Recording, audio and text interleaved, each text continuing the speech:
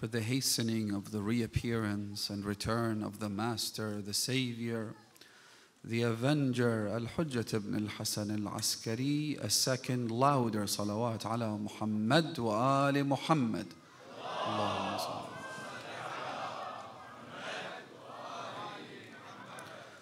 As a gift and an offering to the second Imam, Al-Hasan al-Mushtaba, alayhi salatu wassalam, a third louder salawat.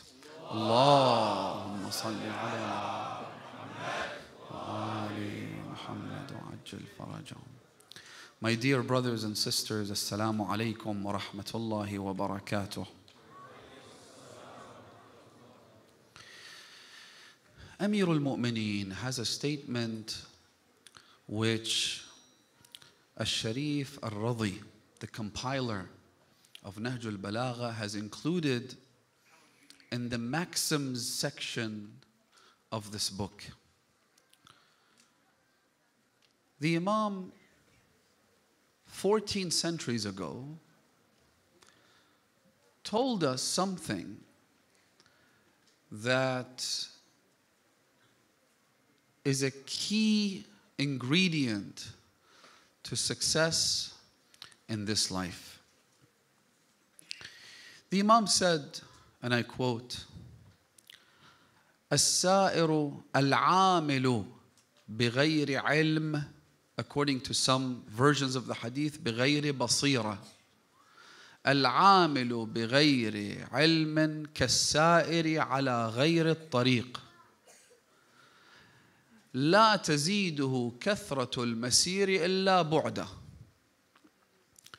He says that the one who acts and works and strives and puts in the effort without knowledge, without expertise, is like a person who is going on the wrong path, on the wrong road. The farther he gets, the farther he is from his intended destination. Think about this for a second. You're trying to get from, let's say, London to Birmingham. But for some reason, you make a mistake, or you don't ask for directions, or it's too dark and you don't have a navigation device. For whatever reason, you take the road to Brighton. What's going to happen? The more you advance on that road, the more you drive, the farther away you're getting from your original destination, which was Birmingham. You're driving in the wrong direction. The road might be okay. You might be driving an expensive, well-fit-out car. You yourself are healthy and alert. The problem is you're on the wrong road. The issue here isn't the lack of tools, perhaps, or awareness. The issue is, as long as you're on the wrong road, not only do you not reach your destination, but you're getting farther and farther away from it. Amir al-Mu'mineen uses this example to illustrate the importance of possessing knowledge, of being aware and deliberate and intentional in your actions. The reason I started with this quote from Amir al-Mu'mineen is that when it comes to certain areas in our lives, we are deliberate and intentional. For instance, when it comes to our studies, when it comes to our careers, when it comes to our health sometimes, although not everyone, they ensure that the things they eat, for instance, are healthy. At the very least, if they're not healthy and nutritious, they're not detrimental to their health, that they're not harmful, right? But there are areas in our lives which are of prime importance that we do not possess the knowledge, even though we take steps in those areas. One of those is raising good children. it is customary on such a night to speak about marriage and to speak about child rearing. And so I want to draw your attention to this critical subject. Why is it critical? Because it has to do with producing the next generation of people that adhere to this school. It's about bringing children into this world who carry our legacy and our name. It's because our reputation rests on our children. Imam al-Sajjad says in the Treatise of Rights, he says that you should know, wa'lam, that your child is an extension of you. Your child is a reflection of who you are. The fact that we suffer from so many ailments in society today is because the previous generation, with all due respect to them, and they worked a great deal, they exerted much effort, they produced institutions that allowed us to prosper. There's no doubt, no one's denying their contributions. But the problem is that many of the actions they took when they were getting ready to marry, when they had their kids, their actions were not deliberate. They weren't intentional. They also lacked knowledge, just as we do today. And that's why you see problems being perpetuated. And the issues that our parents suffered from, we also suffer from.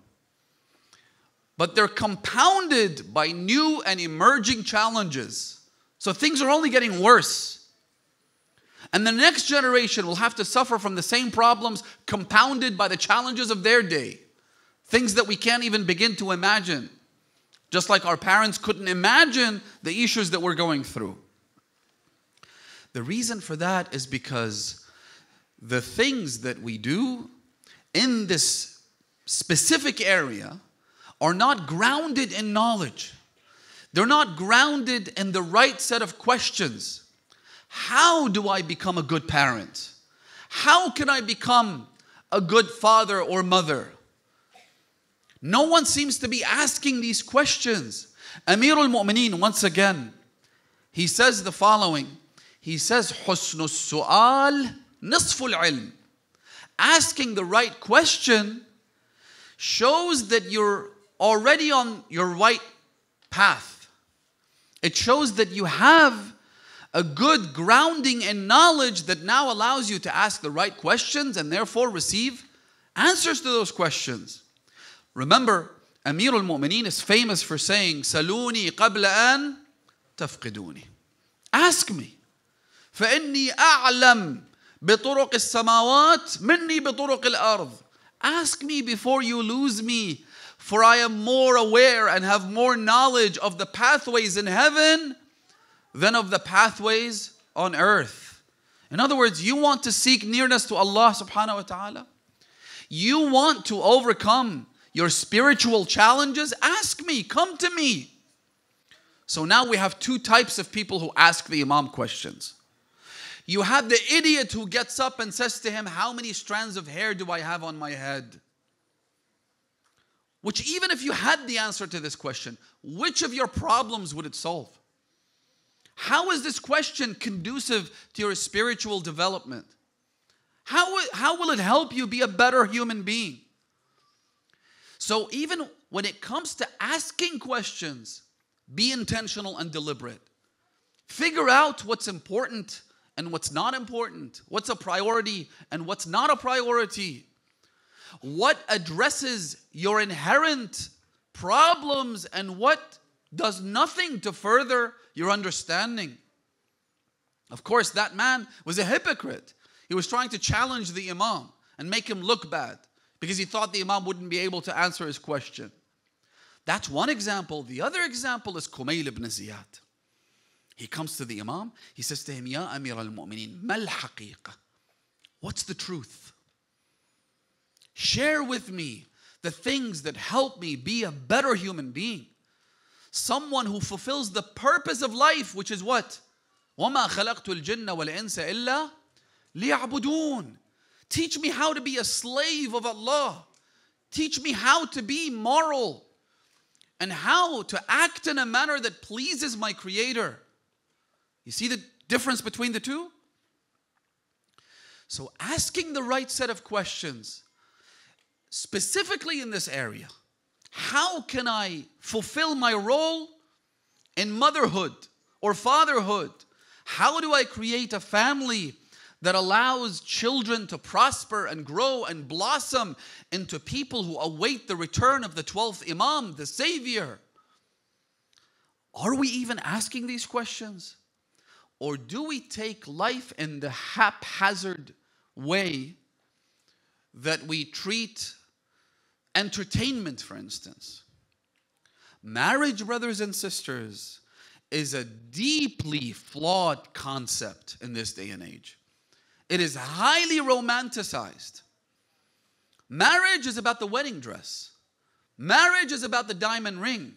Marriage is about the honeymoon that you're going to take to some fancy destination in some Greek island somewhere where I can snap pictures and selfies and post them on social media and make other people make the wrong assumptions about marriage. You know how when they say that some people are not marriage material? Most people are not marriage material because their conception and their understanding, the image of marriage in their head is so flawed and romanticized. We put in all the effort, all the time to prepare for the wedding because marriage is about the wedding.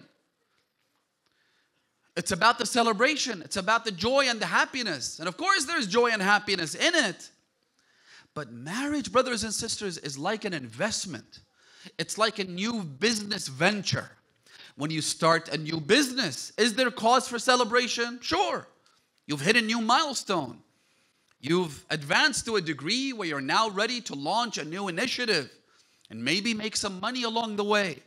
So there is cause for celebration, meaning being grateful to Allah subhanahu wa ta'ala.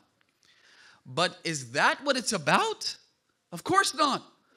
A new business venture is about hard work. It's about investing your time and effort to making sure that this venture succeeds. Whereas marriage in the eyes of most young people today is not about an investment. It's not about putting hard work and effort. It's not about patience and perseverance. The last thing they want to think of is patience. That word is not associated with marriage. Marriage to them is this romantic thing where people love each other, the two lovebirds, and they think that's how it's going to be all the time. When in fact, we know that it's not. That's why half of all marriages end up in divorce. Why do you think that is? This is despite the fact that they have gotten to know each other inside and out. They spend so much time. If they don't adhere to our values, they date for years and years and years before they pop the question. If they are members of our community, they have to be engaged for a lengthy period of time where they pretend to be someone that they're not, where they make promises that they can't keep, which is why the statistics are pretty universal. Half of all marriages end up in divorce. This applies to our community as well. I don't have any specific statistics, but I imagine, at least given what we see and what we hear, so many marriages fail because, once again, those lengthy engagement periods do not further the idea of fostering a strong relationship. What they do is they simply make the two individuals into professional hypocrites. People who act in each other's presence in one way, which goes against their actual and real habits, which is why this is incorrect. Lengthy engagement periods are wrong. I'm not saying that you shouldn't conduct your own due diligence. I'm not saying that you shouldn't carry out a KYC, as they call it. Know your client. I'm not saying that you shouldn't discover the true nature of that person. You just won't be able to do this using those lengthy engagement periods. If someone, a bank manager, wanted to give a client a loan, a KYC in their case, Doesn't mean that they should date this client. It means they should get to know them, which means you ask about them, you ask for references, you look at their finances. That's what you do. In other words, you conduct a background check without directly getting to know the individual. Because a background check is often much more effective in revealing the true nature of that person than simply getting to know them as friends or as in a fiancé relationship during the engagement. So of course you have to ask around. Of course you have to do a background check. Of course you have to ask for references. And I've talked extensively about this in a series that I did last year called Family Ethics. Look it up. My point is that we try to go about this process in the wrong way. Once again, I want to go to Birmingham, but I'm driving to Brighton. Because I don't have the basira, I don't have the insight, and I don't have the knowledge as to how this should be done. Brothers and sisters, the reality is this. Whether you acknowledge it or not, whether you're aware of it or not, the reality is we're sitting in a neighborhood where the houses around us are on fire. We are bombarded with all kinds of erroneous ideas, false beliefs, and values. We need to wake up. There's a fire that's coming to my house. The fire might already be inside my house. And we're all like, no, it's okay. My son's a good boy. My daughter is a good girl. When in fact, we don't know what's going on. We can smell the wood burning, but we're still completely ambivalent. We're distracted in our own little bubbles. The first thing we must do, if we're going to raise good children, and I'm specifically addressing people who are not married, because this is the time to begin your work. Why? Because you have to choose carefully. You need to do this way in advance. You're about to travel to a new country you've never been to. You're going there on vacation. What do? You conduct research, extensive research. You read blog posts, you watch videos, you ask around people who have already been there, you find out where to go, the top tourist attractions, the best means to getting there, the best flights, tickets, so on and so forth. You do all of this work before you travel. If I begin my research after I've landed, I'm on the clock. The clock's ticking. I'm losing time, effort, money. Now's not the time for me to start researching the best places to go.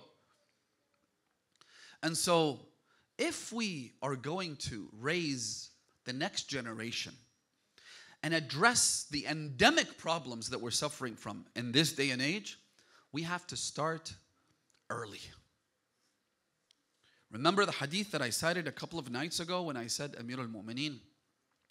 I quoted the Imam as saying, بادروا أحداثكم قبل أن يسبقكم إليهم المرجئة. The Imam says, Badir. Badir, the best translation I can find in English is to take the initiative. Right? But mubadara is like happiness. It's not something you could just translate. Well, what is happiness? You need an hour-long lecture to explain what happiness is. Right? Mubadara is the same. What is mubadara? The best, most concise definition is this: that you take precautionary steps to ensure that an impending or imminent danger doesn't affect you. The Imam is not saying راقبوا أبناءكم or أحداثكم, as he says. You should monitor your youth so that they don't deviate. He's not saying that. You could put a security camera at home in your son's or daughter's bedroom, for instance, to continuously monitor them. The Imam is not saying this. He says if you get to the point where you have to install a security camera to ensure that your child is not veering off, it's too late. Instead, the Imam says, Badiru, take the initiative. In other words, take steps that ensure they will never have to suffer from this problem before they fall into the laps of deviant groups. The number of messages I get on a daily basis, and the people who come up to me on a constant basis, every single time I finish the lecture, walk out, I see a parent, usually a mother, sometimes a father, and immediately they begin to cry. What would I do? What should I do? My son, my daughter, he doesn't want to come to the majlis. He doesn't pray anymore. He's this, he's that. And I'd hate to say it, but were you a good enough father for him? Were you the right kind of mother for her? The fact that you're asking me about this now means that they've probably missed the boat. I'm sorry to say this.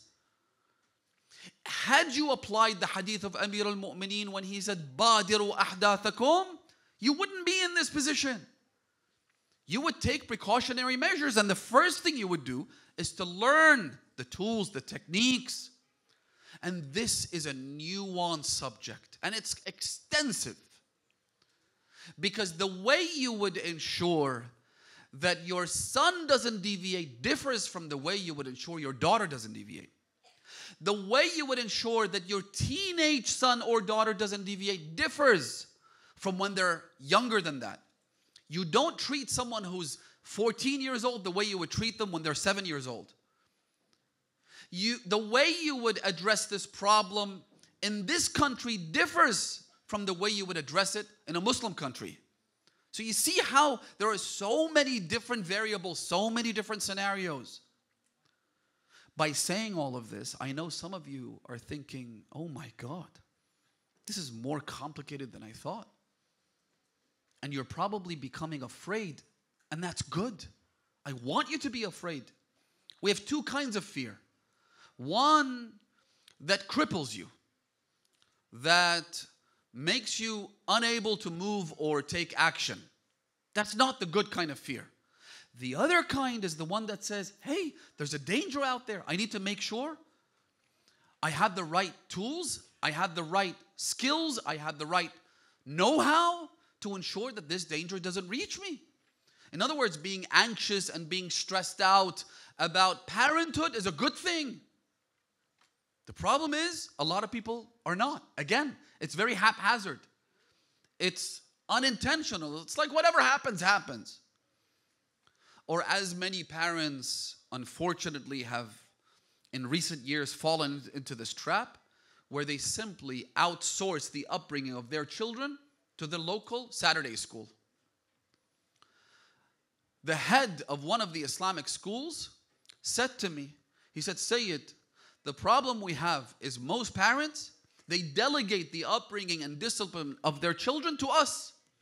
They come and drop off their kids and they think that we have to raise their kids for them. That's why we've set up classes for parents. Brother, sister, come, let's teach you how to be good parents. You didn't have to get married, but now that you're married, you have responsibilities. You didn't have to bring children into this world, but now that you have responsibilities. You need to know how to deal with them. You need to know how to raise them. But then when everything goes haywire, the fire engulfs the entire house, that's when they're like, who do we go to? Who do we turn to? Is there a counselor? Is there a psychologist? Is there a therapist? Is there a scholar who can help us? But it's too late then. I've mentioned this before. Mirza Jawad Aghay Tehrani, rahmatullah ta'ala alayhi, a grand scholar in the holy city of Mashhad, has very good children. He raised pious, God-fearing scholars of his own. So they said to him once, what's your secret? He said, my secret?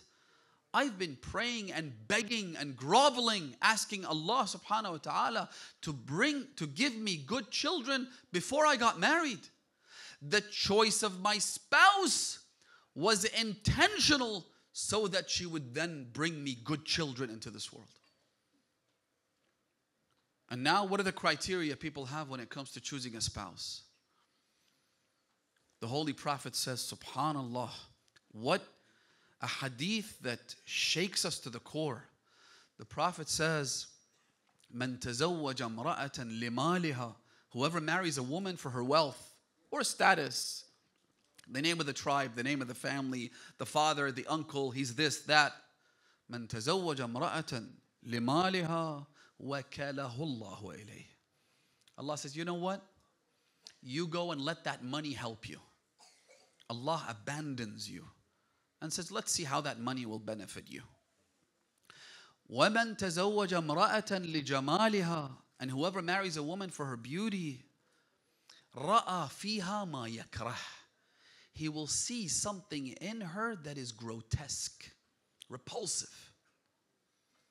Because you only see one part, you don't see everything. The same applies to men. You don't see everything.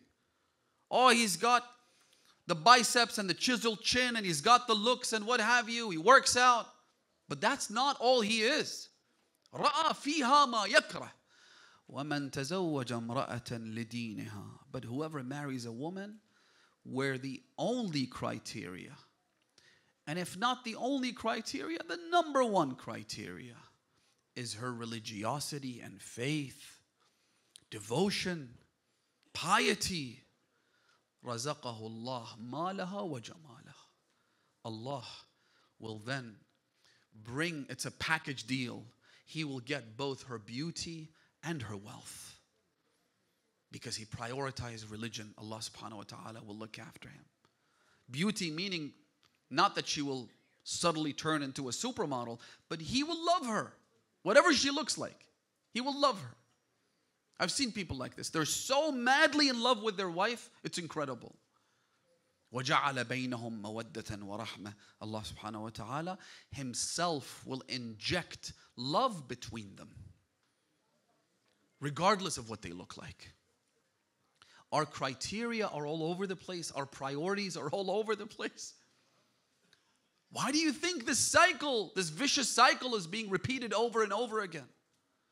Because من عمل بغير علم أو العامل بغير علم كالسائر على غير طريق. We're going in the wrong direction. So, when it comes to bringing good, pious, moral children into this world, you begin with the choice of spouse. You begin with who you choose as the parent of your children. And ensure that religiosity and faith and devotion and piety, these are the markers that make you choose them. It's easier said than done.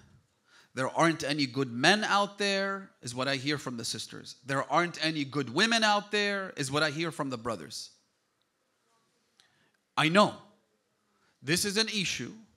We live in a society where you don't quite know somebody until you actually marry them.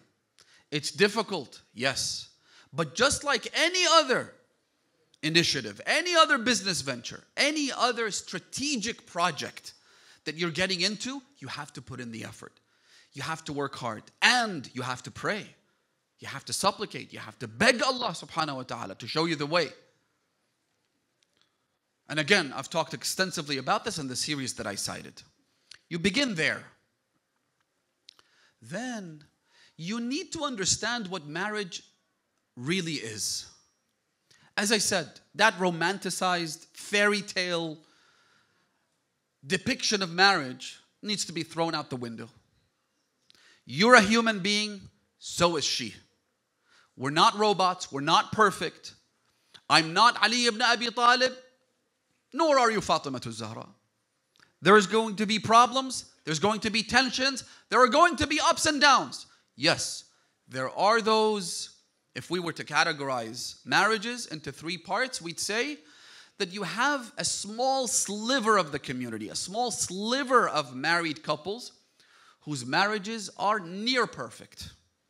They're as good as they get. Then you have at the bottom of the scale marriages which are a living hell. There's no peace of mind. There is no respect. There is absolutely no trace of religion. And you have a sizable number of people fall into that category. Then you have the majority of people in the middle. And they're like, you know, we have our smiles and we have our tears. We have our ups and we have our downs. We have our moments. Sometimes we're happy, sometimes we're not. Sometimes we fight, sometimes we don't. Most people fall into that category. If that's the case, that's good. Because it means there is room for improvement. It means that you can actually fix some of the problems that you have if you follow the guidelines set by our religion. Right? And so that romanticized depiction, throw it out. Recognize that as a wife, your husband will have days and times and moments where he is not going to be the ideal husband. What do you do there?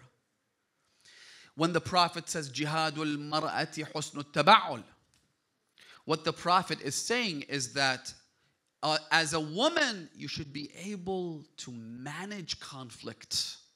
You should be able to manage the affairs of a household and keep it together. Oftentimes, it's the wife that can do this. She has the capability. She has the power. She has the language skills to ensure that a household doesn't fall apart because the guy is having a bad day, or because he's grumpy or angry for whatever reason. You have the power to do this as a woman. Which is why we see the plethora of ahadith where the Imams say, Man sabarat ala su'i khuluqi zawjiha, kana laha mithlu ajri Asiya bint Muzah. Or vice versa, Man sabara ala su'i khuluqi zawjatihi aw imra'atihi, Allah will give him the reward of Prophet Ayub. In other words, the number one thing you should have to ensure the survival of your marriage is patience. It's not the 5 languages of love. It's not how many times you are romantic with each other. All those things are fine. In fact, they're great. We have a hadith about them.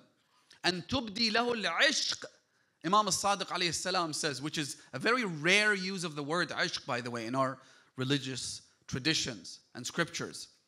So show love, be romantic. All these things are great. But the number one feature that you need is patience. Once again, think of it as an investment. Think of it as a business venture. Think of it as something that must survive at any cost. It must succeed.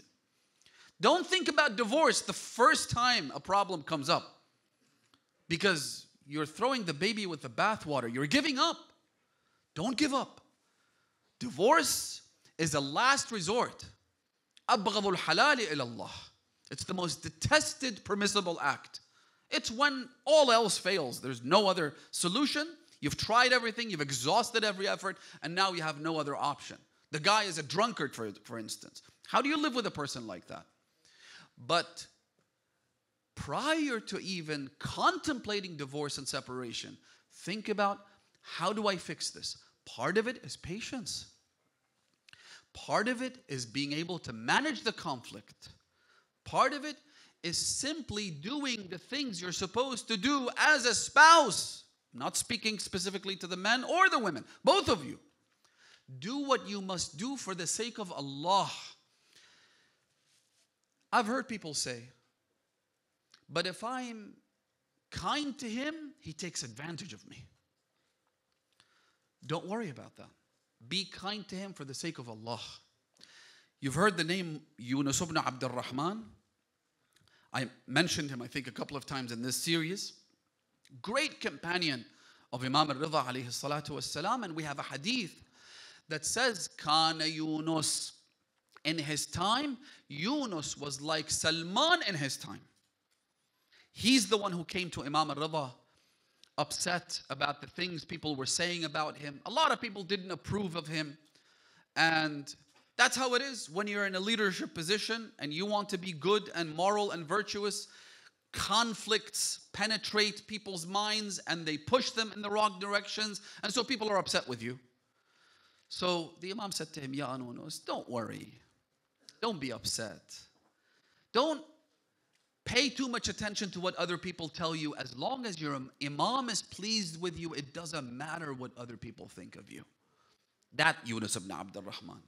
They say that Yunus used to walk around and say this publicly. He would declare, whoever has the love of Ali ibn Abi Talib in his heart, فَهُوَ فِي حِلٍّ مِّنِّي. I don't care what you've done to me, as long as you harbor the love of Ali, you are relieved of any duty towards me. In other words, I've forgiven you.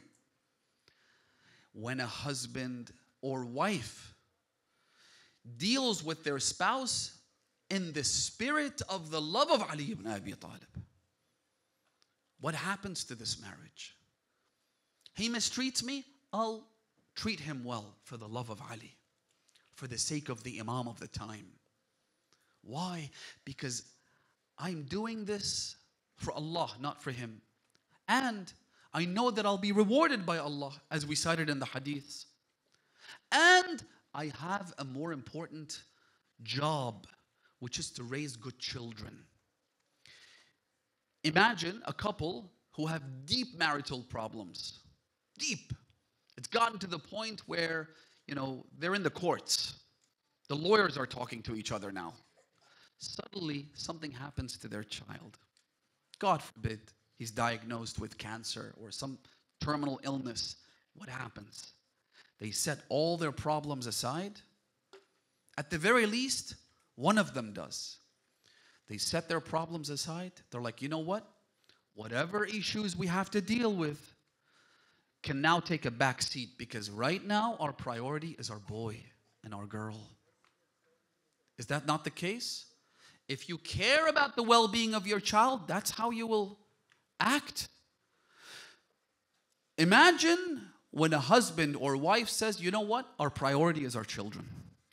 Our priority is to raise children who will support the Imam of the time, who will become the Yunus of Abdul Rahman to the Imam of their time. Suddenly, their problems become trivial. Their conflicts and their issues and their feuds take a back seat. So do it with the intention of pleasing Allah, number one. Second, to ensure that your priorities, who are your children, are looked after. Your duties to them are fulfilled. When you keep all of that in mind, suddenly your life takes a different direction. Then it comes to raising the kids. As I said, keep in mind the word of Amir al-Mu'mineen. Badiru, take the initiative. Take precautionary measures. What does that mean? Let me give you an example. Imagine the husband walks into the house and places a bag on the kitchen counter. Then he goes about his work, and the next day there's a foul stench inside the kitchen, which then overtakes the whole house. So they look for it and they find that this bag had meat, and now the meat has gone bad. It's spoiled. So the husband says to his wife, what happened? I brought this meat. Why didn't you put it in the fridge?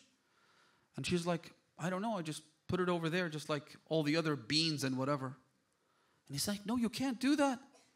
Badiru. Which means that as soon as the meat is brought into the kitchen, you take it and put it in the freezer, or you clean it or whatever you want to do. Then you put it in the freezer. When it comes to your children, there has to be this initiative where things are done way in advance, as I said earlier.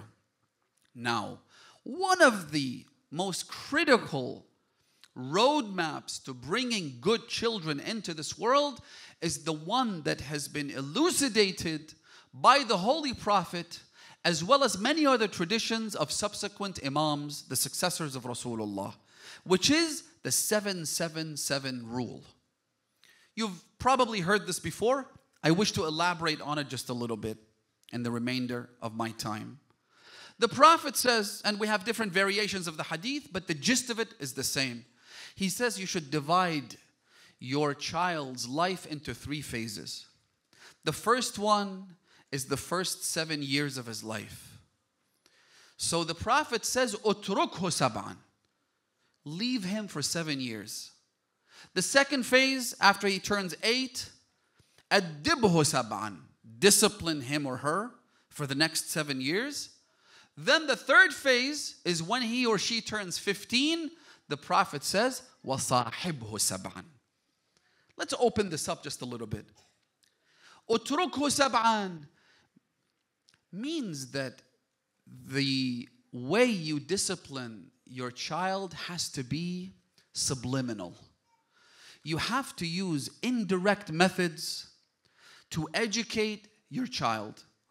Translation, be a good role model for them. Be the kind of person that you want them to turn out to be. Which means that when it comes to prayer, fasting, doing good deeds, being truthful, not lying, all these moral characteristics that you want your child to possess when they grow up, make sure those are reflected on you. Why? Because a child's brain and personality is only developing in that phase. And instead of directly teaching them, instructing them, those verbal instructions aren't effective.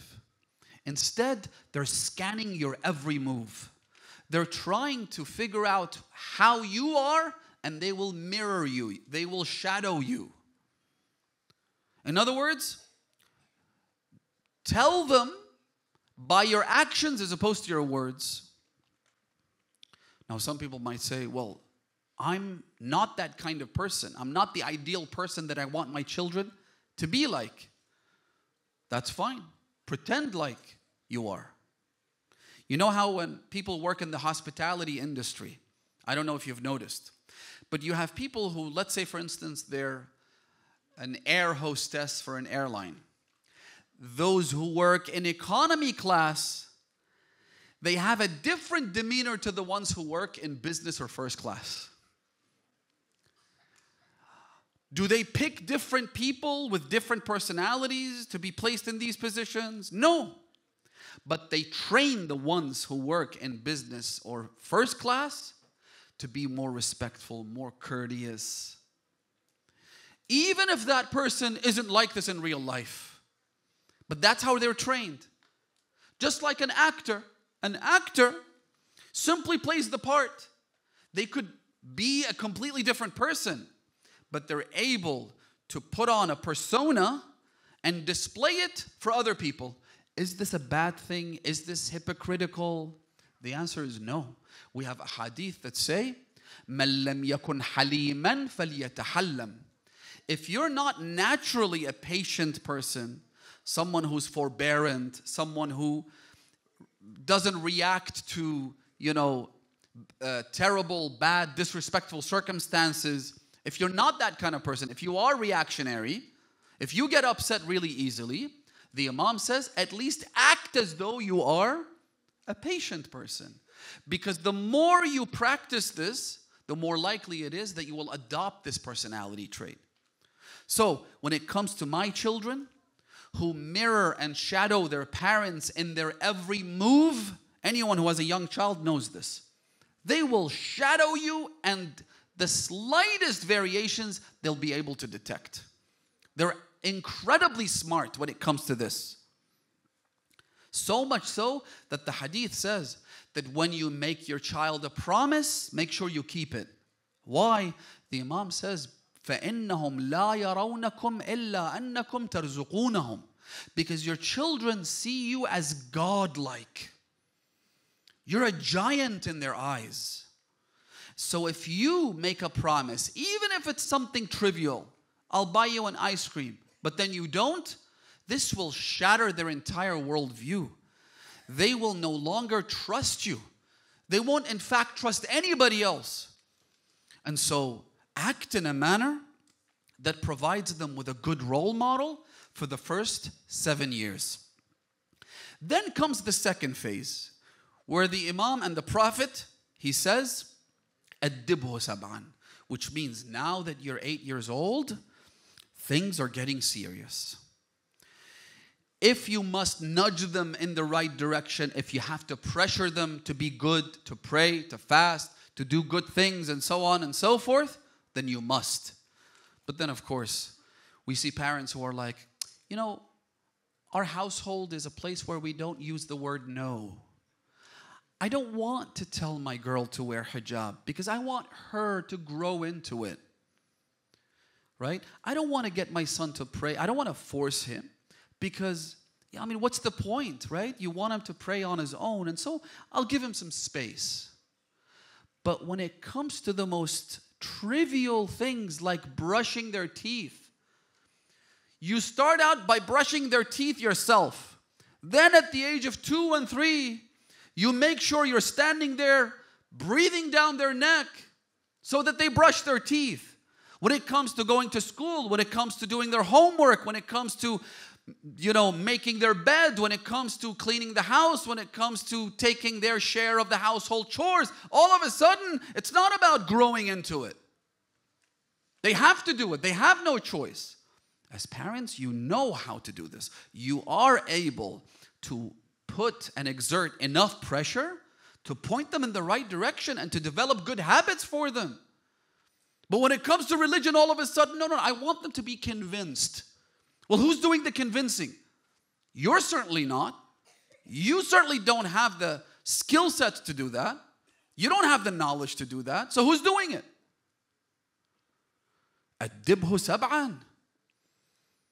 Make sure that they understand now, not just by your actions and you as a role model, but also with clear instructions, follow-ups. Be there, ensure that they're doing the right thing.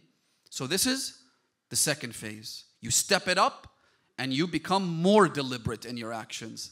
Then the third stage, وَصَاحِبْهُ سَبْعًا. And I'll conclude with this.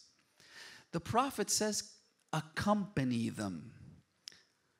When they turn 15 or 16, now they're adolescents, they're teenagers, they're at a very delicate stage in their development. The Prophet says, be a friend to them. Befriend them. There should be no secrets between you anymore. I don't have my child's passcode to his or her mobile phone. Well, why should there be any passcodes in this household? And even if there are passcodes, because they don't want other people to pry on the contents of their phone, as a parent, I should have a relationship with my child where they don't keep this from me. I'm not saying you should spy on them, but there shouldn't be any secrets between us.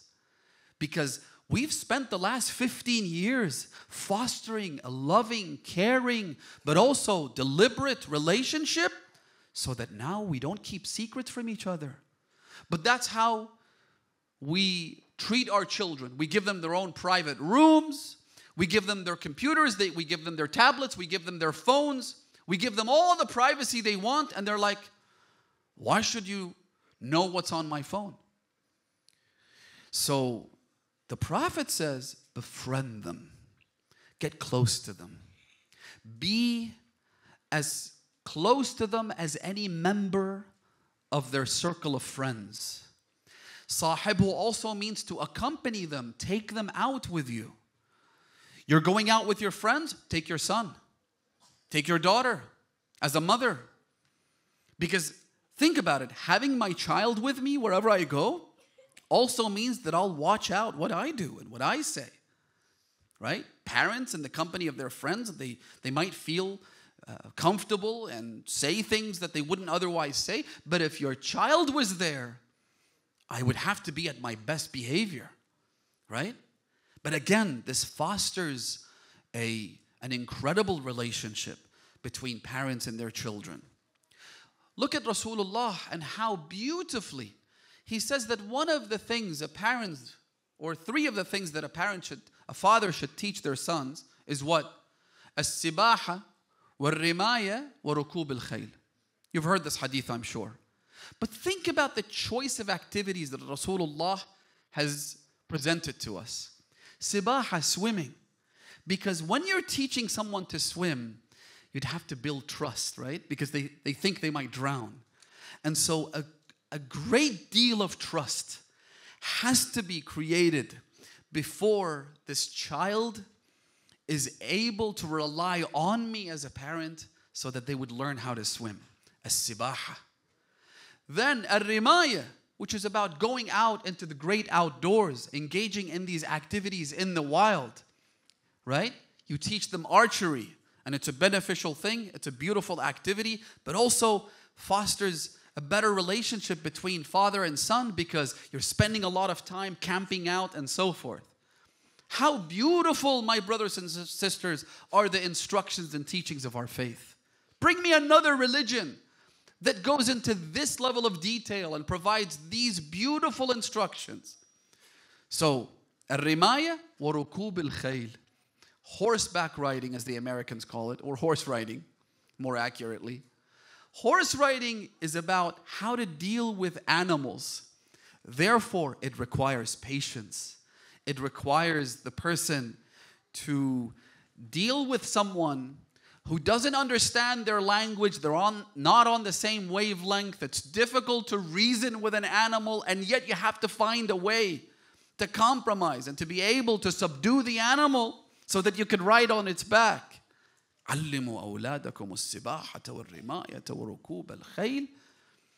And thus you're able to produce a household that bonds and has the right set of circumstances and features that allows it to flourish. So once again, to wrap up, begin with the relationship you have with your spouse. Begin with the choice of spouse. Then the relationship. I'll mention this beautiful hadith as well. Imam al-Baqir alayhi salam says, ما من شفيع عند الله للمرأة خير من زوجها. He says, you want Allah subhanahu wa ta'ala to forgive you? You want Allah subhanahu wa ta'ala as a woman to overlook your sins? There is no shafi', no intercessor for you in the eyes of Allah than your husband being pleased. Look after him. Again, as a woman, you have the power to do that. You have the power to treat him well, to respect him, to honor him, to give him the position that Allah has given him within the household so that he would then reciprocate and look after you. And so that's number 2. Number 3, to follow these guidelines and instructions. There are many books written on the subject of child rearing and child discipline in Arabic. One of the best books, it's a classic, is the book by Sheikh Muhammad Taqi Falsafi called الطفل بين الوراثة والتربية, translated by Sayyid Fadl al-Milani, may Allah bless him. Great resource. I don't know if it's been translated into English, but there are other resources available, many other books that mention the hadiths of the Ahlul Bayt. My point is this: I'm not here to teach you how to raise good kids. I'm here to make you, number 1, aware of the dangers that lurk in the shadows, and number 2, the fact that you have to be deliberate, you have to be afraid, you have to be intentional and ensure that you have the knowledge to do the right thing.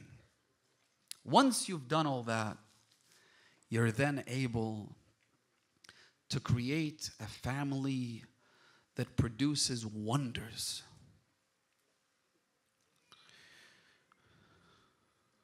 Tonight is a night we recall Al-Qasim ibn al-Hasan. Imam al-Hasan had 3 children from the same wife, Ramla. There were others as well, but these 3 were from the same mother.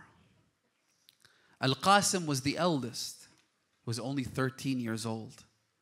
Then he had Abdullah, who was about 11 or 12. And finally, Muhammad. Some have said that all 3 of them were martyred in Karbala. The tragedy as Abdullah is a heart-rending one, and we'll mention it on the eve of Ashura. But Al-Qasim was truly special. And what's incredible is that when Imam al-Hasan was about to leave this world, one of the things he said to his brother Aba Abdullah al-Hussein is, my brother, I want you to be a father for my children.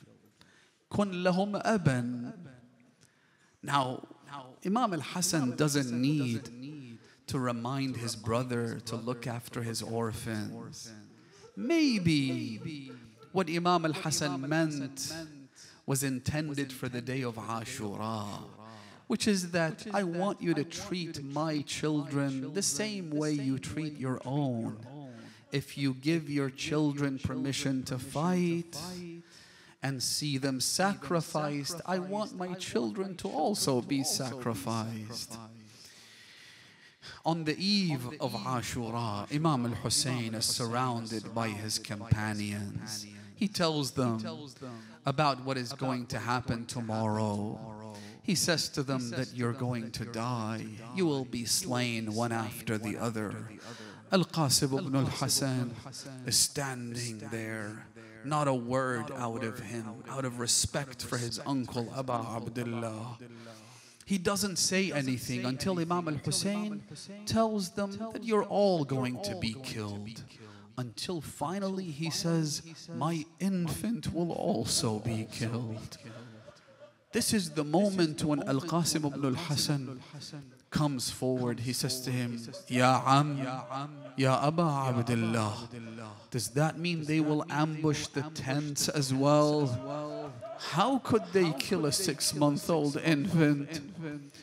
Imam al-Hussein says to him, what do you want to know?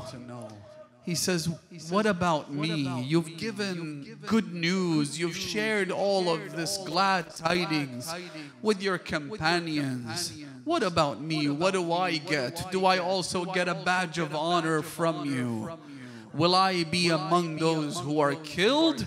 Imam al-Hussein now asks him a question, perhaps to prepare him, perhaps to teach us all a lesson that the children of Rasulullah were truly superior to the prophets of Allah subhanahu wa ta'ala. Because when Ibrahim said to his son, Inni ara fil manami anni adhbahuk, I am instructed to kill you, to slaughter you. How does he respond to his father? He says to him, Ya abati if'al ma tu'mar, satajiduni insha'Allah, satajiduni min as-sabirin. You will find me as someone who is patient. It's okay. I'll be patient. I'll do my best. And yet when Imam al-Hussein said to Qasim, how do you find death? His response was, Fika ahla min al-asal. In the way of defending you, in your way, oh uncle, it is sweeter than honey, Ya Abu Abdullah. So the Imam told him that you will also join my companions and my family members. Ajarakallah ya baqiyat Allah. It was the moment when Imam al-Hussein looked to the left and the right and found no more supporters. He called out, Ala hal min nasirin yansuruna liwajhillah. هل من ذاب يذب عن حرم رسول الله? Is there no one to help us for the sake of Allah? Is there no one to defend the women of Rasulullah? That is when this young boy emerged from the tent. Labbayka ya Amma. He came to his uncle. He said to him, may I have your blessing and permission to go? Unlike others to whom the Imam gave permission, when Ali al-Akbar came, the Imam immediately gave him permission to go. But when Qasim came, the Imam said, absolutely not. You are the trust of my brother Hassan. You are his orphan. The Imam refused to let him go. The reporter says, he says, وَإِذَا بِالْغُلَامِ يُقَبِّلُ يَدَيْهِ. He began kissing his uncle's hands, begging him to go. When the Imam refused still, he then fell to the ground and began kissing his uncle's feet. He begged Aba Abdullah. The reporter said that then I saw the Imam embrace the young boy. He put his chest against his. وَبَكَيَا سَاعَ حَتَّى غُشِيَ عَلَيْهِمَا. They cried so much that they fell unconscious. I have not come across any other moment in Karbala when Abu Abdullah fell unconscious. After a while, they regained consciousness. Imam al-Hussein gave him the permission he sought, but the young boy is too small to wear a helmet. He's too young to put on an armor. Abu Abdullah took his turban off. He cut it in half. He wrapped one half over the young boy's head, making a turban for him. He took the other half and wrapped it, tied it around his waist. The reporter says, Hamid ibn Muslim, he says the young boy began sprinting into the battlefield. وَهُوَ يَبْكِي. He was crying.